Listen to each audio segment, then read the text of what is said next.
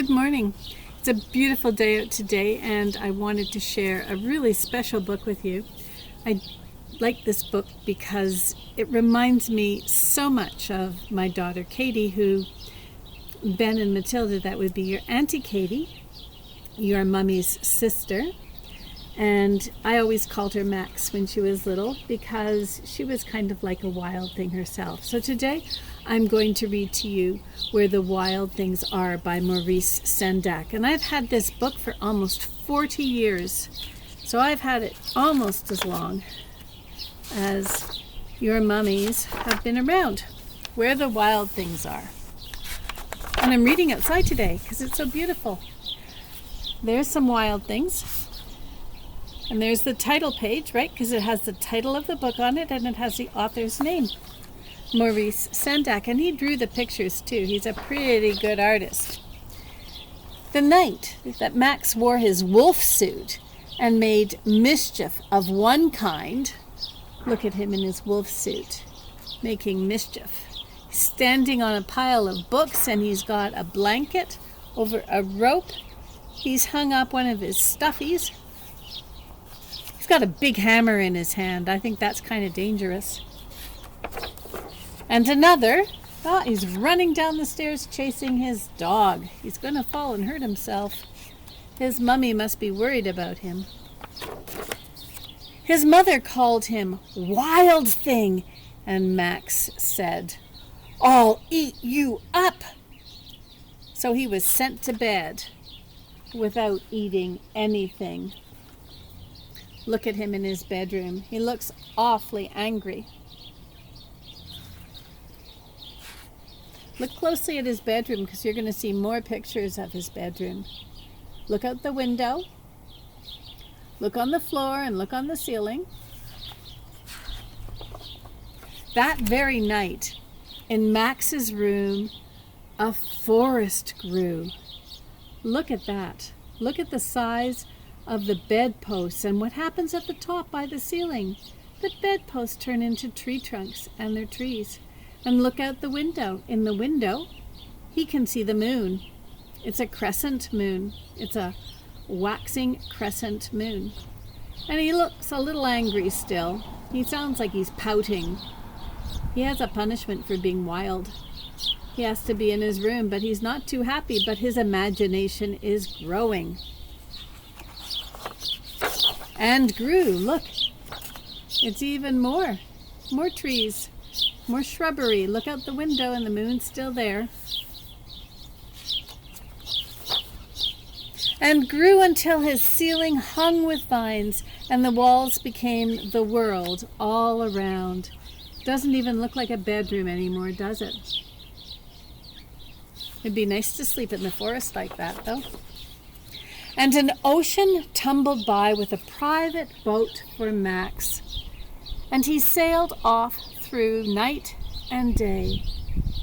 He got in his boat and he sailed away. And does he look angry anymore? What does he look like? How does he look like he's feeling? Is he angry or is he happy? The boat even says Max. See the letters? M-A-X. It's a special boat just for Max. And in and out of weeks and almost over a year to where the wild things are. So he crossed his imaginary ocean and now he's at the land of the wild things. And look at how he's holding his hands up like this, just like the wild things are. Look, that wild thing is puffing smoke kind of like a dragon.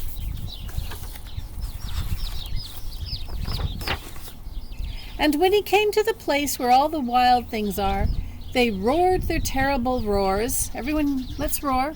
1, 2, 3. Ah! They gnashed their terrible teeth. That's like... And they rolled their terrible eyes. You gotta roll their eyes. And they showed their terrible claws. Look at that. They're trying to scare Max away. Till Max said, "Be still." And he tamed them with the magic trick of staring into all their yellow eyes without blinking once. watch. Everyone stare at the wild things.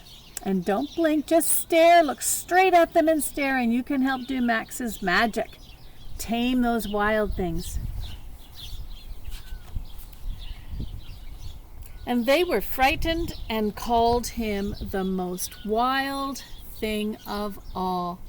And look at Max. He's so little, but he's tamed all those wild things. And they made him king of all the wild things. And look, he has a crown. He is King Max. And now, cried Max, let the wild rumpus begin. A rumpus, it's like a wild time. And look at them dancing. And Max is having a whole lot of fun. And the moon's no longer a crescent moon, now it's a full moon. If you look at the sky at night, you can find out if the moon is a full moon or a crescent moon. And look, now they're all being wild, jumping on the trees, swinging back and forth from the branches. And more, and he's riding on top of one of the wild things, and he looks pretty darn happy, doesn't he, being king of all the wild things. Which is your favorite wild thing? Look at all of them and say, which wild thing do you like the best?